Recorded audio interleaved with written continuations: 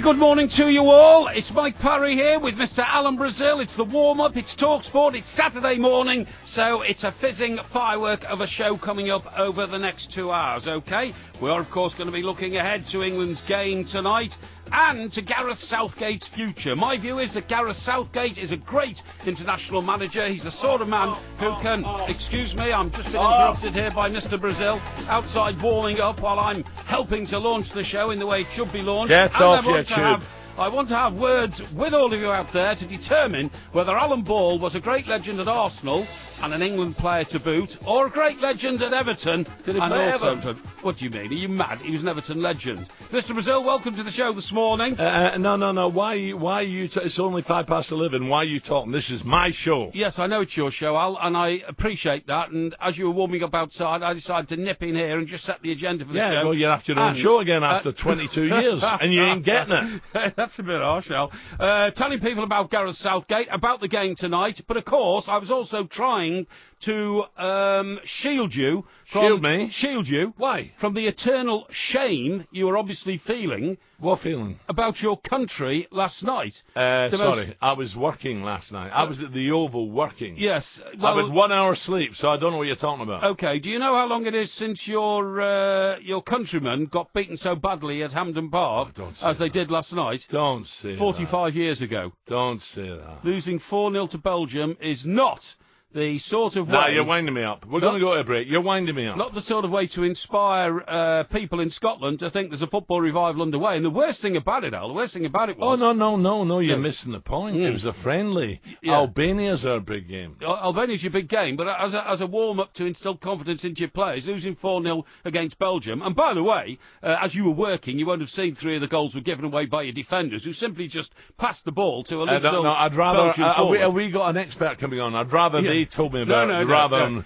Mr. Magoo. I can tell you about it. And let me also tell you that the man in charge of Scotland now is, of course, your old mate, Big Eck. And he's a top guy. He's a nice guy. Top guy. We met him once up in Glasgow, didn't the airport, I think, out of Sherbet, just when he was Rangers manager. But he looked a really disconsolate figure after the game last night. Oh, come on. Oh, sorry. Hold on a minute. Hold on a minute. Is that the Belgian that beat England twice? Yes, that's right. Yes, that's was. Right. Yes, that's right. But you see, Gareth Southgate has got time to work on that. He's got a great pool of players. Like who? Sorry? Well, we'll see tonight, won't we? Because Spain, they're average, Spain. Well, the average age of the Spanish team is 28, which shows that it's a team ageing from its better days into the twilight of its greatness. You just mentioned Alan Ball there. Let's go back to 1966, long time ago, Porky, before you won anything. No, I never look back, Al. I look forward. I look forward in all aspects of my life. But the issue with Scotland is, of course, it's a small country, hasn't got a lot of great players, not a lot that Big Eck can do, but he is an old playing mate of yours, so no doubt you'll be on the phone to him sometime later on today, trying to give him a bit of advice. No, I would not give him any advice whatsoever. Why would I give the Scotland manager any advice? I would text him, say, don't worry, pal, the big one's Albania. Yeah, of course it is. Yeah, well, A, you're Scottish, B, you played for the Scottish national team, C, Big Eck's supposed to be a mate of yours. He is a mate. And yet you're saying he doesn't get no help from me. That's what you're saying, isn't it? No. He would not appreciate me in this darkest hour calling him up and telling him what to do. Yeah, what you're saying is a friend in need is a blinking nuisance. No, I will text him with help. Oh, will you? Instead of you with your big gob, when you get involved with people's problems, why don't you just send a nice, sorry mate, bad result, but don't worry. That's a friendly. Our big game's coming up against Albania. Yeah, okay, but I mean, that's not helpful. That is just being a mass. That is helpful. That's support. It's called support. That's just backing away from it, Al, really. I really think you should give him more positive advice. So where have you been the last 2 days? No one get a hold of you. What do you mean? No one could get up. I spoke to Mike Graham and said, don't know where he is. No, well, Mike Graham has his own We're worried about the old ticket. No, we were worried about the ticker. No, don't worry about the ticker. More to the point, because Alistair Cook, of course, has announced his retirement from international cricket. Fantastic. And you were there. I was there. So you better tell us all about it then. The emotion of the moment as he walked out to that guard of honour. I was in the Sports Bar and Grill. You were in the Sports Bar and Grill? Waterloo. We went there for a quick refreshment before we headed to the Oval. So you didn't get there for the ceremony when he was... No, I witnessed it on the big screen. Oh, yeah. And then we got there, so that was around 11, 5 to 11. Yes. We got there about 2:05. You got there 2:05, okay. Well, there was obviously a delay on the 20-minute train journey from Waterloo to the Oval. No, in fact, it's an underground stop. Met some lovely people. Isn't it an lovely underground people. stop? No, we took a taxi. Oh, you took a taxi? We met some lovely people. Where did you meet these lovely people? In the Sports Bar and Grill. But you were supposed to be at the Oval. No, it wasn't. So I was invited to the Oval. Yeah, to press the flesh. green room. Yes. Yes, to press the flesh. Well, but cricket's a long game. It's like 7-8 hours, isn't it? Yeah, what about all There's no point in getting there too early. What about all these guests waiting for you in the green room? You know? Goffey was there. KP was there. Kevin's going to come on the show. Oh, KP. yeah. Yes, Delali was there. I think he was one of the few men, wasn't he, by the way, KP? We're talking here about Kevin Peterson. Yes. One of the few men, one of the 3 players out of the whole 77 or 70, 76 or 77 who played with Alistair Cook. He's one of the 3 who hasn't yet delivered a tribute to him. The other 2 are said to be in Australia and New Zealand. Yeah, he's saving it for the sports breakfast. He is he? He's coming on with me, and he's going to reveal all. When will that be? I'm not telling you. Okay. He is a top man. Oh, I'm telling you now, everyone no tells me he's a top man. I had a lengthy discussions with him. Yeah. I like him a lot. Who? And I mean, KP. I like him a lot. Yeah, okay. Well, he's a big friend of Piers Morgan, a mate of mine. Is he? Yes, okay. And they play cricket. What do you mean a mate of yours? He sacked you twice. A mate of yours. Who? He's another Frederick Forsyth. Piers sacked you twice. Rubbish. Piers has never sacked me. Piers has never been my boss. It was the other way around. Rubbish. I was Piers' boss. No chance. When he was head of the Bizarre column, I was executive editor, and I taught him everything he knew. Well, by the way, I spoke to, what's his name? Martin Lipton yesterday. Chief writer of The Sun Football. Yes. There's another guy you sacked. Well, your judgment of character and ability is pants. No. Who's the guy on BBC now who's doing Dan Walker, doing a great job? He was late, 5 minutes late for an interview for talkSPORT with Porky. Porky sent him packing. Look how well he's doing. No, I didn't do that. Yeah, you did. No, I don't think I did. Well, I mean, if people say they're going to be here on time, they should be here on time. That's for Martin Lipton. Well, I mean, he made a mistake, and you have to pay for mistakes in life, Al. He's on 250 grand a year now. Is he? Looking, snivelling down at you. No, he's not snivelling down at me. People don't snivel down at me, Al, believe me. If they do, I just show them the bricks and mortar. Don't worry about that. How are... pretty well, thanks. The immigration, did they turn up in Ipswich? There was 8 families you have in your 2 up, 2 down? It's a bit worrying, isn't it, when people drive little boats onto the beach, just about... Where's Mr. Parry live? Yeah, honestly, right, they bypass Marbella and Spain now, they come up the Orwell. Where's Mike Parry's gaff? No, it's not that. You're not that far from the truth. It's about 3/4 of a mile away from the entrance to Orwell Quay, as you know, where my place is. And the boat's bobbing around in the harbour. You wonder whether somebody's going to nick it and get away with it, Shocking. You've got to keep an eye on these things. Where have you been the last 3 days? No, I haven't been anywhere else. Yes, Mike Graham said, I'm worried about Porky. Just looking after business. Were you looking after your nephew again? Have you fallen out again? No, I don't fall out with my nephew. How is Tom? He's fine, thank you. He? He's in very good shape. Now, what I was going to say to you was, what we can talk about during the course of the show is I thought that maybe yesterday, you decided a day in the country, back home to Suffolk, to the Marquis, right? When? Yesterday. I thought you might have gone off to the Marquis. No, I was working yesterday. And, what exactly did the work yesterday entail, Al? Meet and greet and press the flesh. Oh, I see. Okay, that's right. By the way, the green room at the Oval, I have to tell you, Mike organises it. Some real nice people. People from Suffolk as well. Yes. Real nice people. And who organises that? It's Lawrence Delali, was part of his business. Oh, I see, yeah. So Goffey was in great form. Dan Goff, great, and I mean great form. Yes. Clearly had a few, but in great form. Oh, Goffey had a few. Oh, had he? How could you tell? Old rosy red cheeks Goffey, yes. How could you tell, if you don't mind me asking? Because he didn't shut up. Yeah, but I mean, you presumably were also... No. No, I was imbibing there. in moderation, yeah. I had a few beforehand to talk about the show afterwards, your debrief. Yes. And it did go on a wee bit longer, but then we went there. Dean Saunders was with me. Oh, Dino, yeah. My mate Richard and Dino, and we had a beautiful day. Yes, in fact, I didn't want to leave. It was that good. But I have to say, it was so busy. So hello, how are you? Chat, sign this, sign that. All them little cricket bats, sign this. I didn't see a ball. Why were you signing cricket bats, Al? What you know about cricket? It's the Oval. The back of a it's the Oval. Stamp. So everyone at the table having lunch had a cricket bat to be signed. Oh, I see. Yeah, okay, yeah. So unfortunately, where's I got in the cab home. Bat? I got in the no, I give it away. I don't need a cricket bat. Right. I got in the cab home and I thought, do you know what? I didn't even see one ball. No. Well, it doesn't make you a bad person necessarily. We've been to Cheltenham before and never seen a horse all day. Yeah, that was once. These things can happen, and it just means that you're applying yourself to the job in hand, which is gathering information. Yes? It was just lovely. It was just one of them beautiful days where you're doing someone a favour. They're looking after you, and nice people are around. Yes, great, very good. Bobby Gould turned up. Old Father Christmas. Bobby Gould. God, his hair, it's white hair now, Bobby. Have you seen? Did you see the pictures of Chris Evans last week when he announced he was coming to Virgin? Which of course. Oh, Chris takes a pill every day for the old Barnett. You should take one for his hair. Regrow his hair. Oh really? Yes, I didn't notice it was going thin. To be honest, it was. It was. But you've just said a full. You know. Yeah, full head of hair. Yeah, you're absolutely right. But he's coming to our new studio, isn't he? Of course he is. Yeah, I went up to see that, by the way. On that's one of the days when I was. Well, that is a surprise on Thursday. Because I didn't think you were going to see the new studios. Yeah, I got a guided tour actually, very full guided tour. From who? Of the new talkSPORT, Talk Radio, and Virgin Studios on the 17th floor. So we're still going to do Saturdays then? Oh, absolutely. Yeah. Because you won't be doing any others. Well, I would just love to see how it works out in the future. They're magnificent, aren't they? Oh, they are fantastic. Absolutely.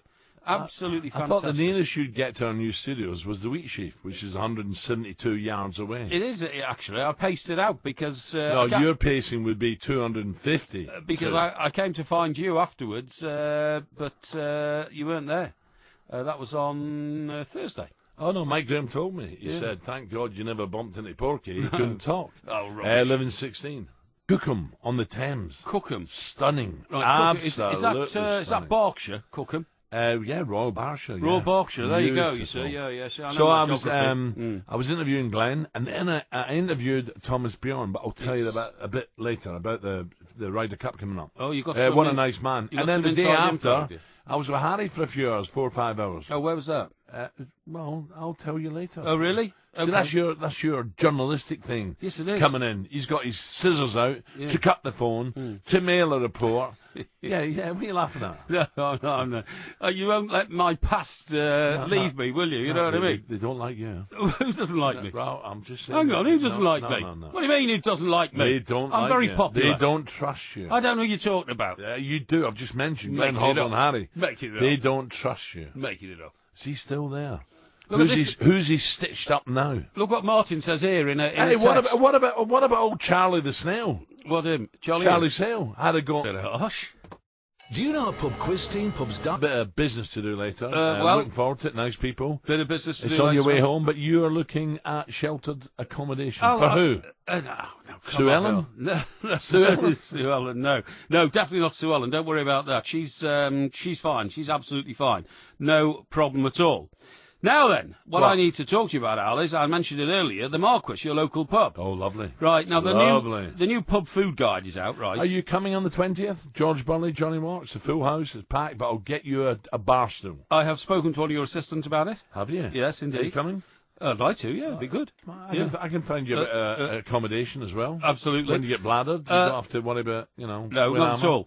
And the point of the story is that the new pub guide, right, says that far too many English pubs now, traditional pubs like the Marquis, are scrapping their traditional menus with roast beef on a Sunday and all that. Well, not the Marquis. Brilliant Sunday and putting lunch. sushi in instead. Oh, hate it. Well, no, not hate it. I was only with my middle girl the other night. Right. I won't say where, because it's a place I go a lot, but I normally just have a glass of wine. Yeah. I don't get it. Don't get what? I don't get the sushi. No. It was packed. A Thursday night, you couldn't get a seat. Yeah. We just sit at the bar, and I tried. I went, okay, and we had a little bit of rice, a little cup of rice. Well, you actually had something to eat? A few little sticks. Do you know what? It's a starter for me. No, that's very unusual for you to eat in a pub anyway. I've never seen It's not a pub, it's a restaurant. Well, a restaurant. It was packed. It was mob. People are now have been conned into eat healthy. Yeah, but did you think you were going There's a bit of dolphin. Get that down. You'll live another 10 years. What a load of tosh. Yeah, but did you think you were going in there to enjoy traditional fare rather than the sushi? That's what I'm talking about. No, give me a little, chicken curry. Lovely. Yeah, well. Once a month. Nothing wrong with that, is there? No, nothing wrong with that at all, Al. And we should all be there getting used to it. Stephen Ice just called me on foot. Stephen, I'll call you back later. But, Stephen, as you've called, have a bit of this.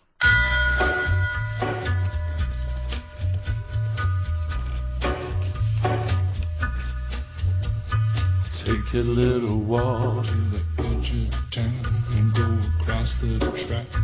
This is a track. Nick Cave. Where the viaduct looms. In the morning, don't say you love me, 'cause I'll only kick you out of the door. I know your name is Rita, 'cause your perfume is smelling sweet since when I saw you down on the floor. Come on, okay. Stay with me. Stay with me. 'Cause tonight I'm gonna stay with me. Oh yes, Rod and the Small Faces. Yeah. By the way, Billy the cab brought me in this morning. Yes. He said he used to watch Rod in Poplar on the East End of London. Right. In it was either the steamship or the steamboat with Long John Baldry. Yes, that's right. Yeah, Long John Baldry, right. Guess where I last saw him perform? Where? On the QE2 going across the Atlantic. Really? It was on the last journey to the QE2. Did you have a uniform, your cap on? Were you... No, I was a guest of the captain. And, No, you weren't. Yes, No, yes, you weren't. yes, I was. No. I was a guest. Uncle Albert, you were not. No, I was guest of the captain, and you go to the main concert each night, and two concerts were by Long John Baldry. He's called Long John Baldry. He was 6'7.5" tall, right? And all his band, and his band are about like 12 people. You see what I mean? Yeah. Make all the music. Anyway, Long John Baldry gets a suite with a balcony and all that kind of stuff. And the other 12 all get an inner room without a balcony, and all have to sleep on the floor and bunk beds and all that kind of stuff. That's the way it was. So the band weren't very happy, but Long John Baldry was, and he was very good as well. From The Power of Love, I think, was his, wasn't it? No. Long John Baldry. No, that was that. The bird. Power What was her of name? Love. No, it wasn't. I think it was, yeah. No, what was her name? Eh? What was her name? She had the #1 hit with it. It wasn't Long John Baldry. No, I'm sure it was. I'm sure he did it first. And whoever you're thinking about must have done a cover Well, that was version. Rod in the Faces, that was. Yeah, that's right. Now, why did you want that played? Because I Billy see. was telling me he used to play in Poplar, Poplar yeah, I opposite see. Canary Wharf. Yeah, okay, yeah. By the way, in those days, there Yeah. were some great bands played around Canning Town and all that. Fantastic. Yeah, but I mean, years and years ago, the Rolling Stones used to play in Richmondale, which is in West London. Of course they all started there. That's what they all did. And, Who did you get in Chester? Aled Jones? Aled Jones, yeah. Yeah, he was the guy who sang The Snowman, wasn't he? Yeah, what? The Snowman. So who did you, come on, when you were up in Chester, Yeah. who did you go and see? What was your first concert? Well, I don't like concerts much. I think they're too noisy and they're rowdy. I think the people, noisy. Yeah, I think the people are ill-disciplined. You've got to queue up too long for a drink unless you're in the good boxes, Well, I thought you'd been at Woodstock or something like that. No, I wouldn't go to places like that. To my mind, are just full of like millions of smelly, members of the Great Unwashed community, and I have no desire whatsoever to be amongst them. I'm not saying he's doing weed. I don't think Rupert would do weed, because I think Rupert's an English gentleman. About one of 8 million tents, then I don't think it's a very pleasant experience. I don't know why people do it. You're a snob. That you rent out your properties to a family of 12. No, if I did it, I would come down to your place first, borrow your Winnebago, right, and then push off to the, the old... I need to give you a couple of cushions, see over the steering wheel. 11:50. Let's see, a great day yesterday. Some of the people, KP was in great form. Yes. Goffey was his normal self. Yeah. Wonderful. Yeah. Harmy was great. Steve Harmison. Oh, yes. Also, Michael Vaughan was very funny. Michael Vaughan, great guy. And a very... This is the Green Room. I'm going to get you an invite to Cheltenham. Yes. If you get down there. The Green Room. It's great. The Green Room in Cheltenham. Yeah. At the racecourse. At the racecourse, yeah. It's corporate hospitality, but great people in there. Loads of talkSPORT listeners. Wow. But I'm a regular there. I go every year. No, you don't. Yeah, I do. Not to the Green Room. I go into the Coral Box and, and... No, you're not invited in. You go in, and they give you a couple of glasses of leaf emotion, and you're out. This is Chris in Birmingham. He said, what guff is Porky spouting about now? The Battle of Bosworth was the final battle of the War of the Roses, and nothing whatsoever to do with Cromwell and the English Civil War. I know that. Tube. I know that. Mike, are you sure you went to a grammar school? I'm now beginning to doubt you went to school at all. Oh, dear. I don't know. The thing is, Al, as I say, I have to condense so much information into such a tight period of time, it sometimes just doesn't come out in the right order. Right, we have a drummer who was, I believe, down in Norfolk. Was it last night? The night before? Let's find out. Ian Danter, dance morning. Very good afternoon. Afternoon, sorry. Afternoon. Yeah, I was in Norwich last night. I had the old drum kit out for the first time in a while. Did you? Played with the band at a lovely theatre. What's your band? Because it's a good band. It's a covers band. It's called Leather and Lace. We do classic rock But you paint your face and all that. I used don't to. you? That was the Kiss tribute. Yeah. Yeah, What do you yeah. do now? Well, it's just a classic rock anthems band. Very With good. a 7-piece band. And you had a 7-piece? 7-piece, 2 singers, 2 And guitarists. can bass. we get Porky in there on the cymbals or the triangle? I need a bit of help. Banjo.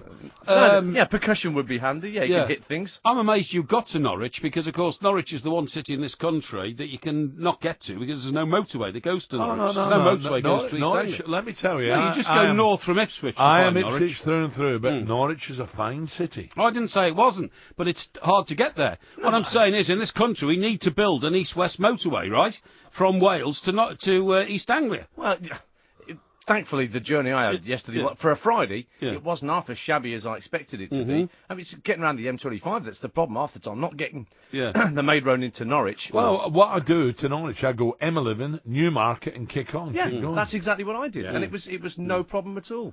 But yes, so it was a good gig. How was the gig? Good? Terrific, lovely theatre, the Madder Market Theatre. Yeah. Really nice little place, lovely people. Did you go down well? Yes, we did. Stormed it. Absolutely stormed it. Do you know what? I'd love to do one of them gigs where you stormed it. The times I used to go on the road with Porky, we used to have to get out of town quick. Well, Well, him and Mike Graham are selling places out now. Oh, yeah.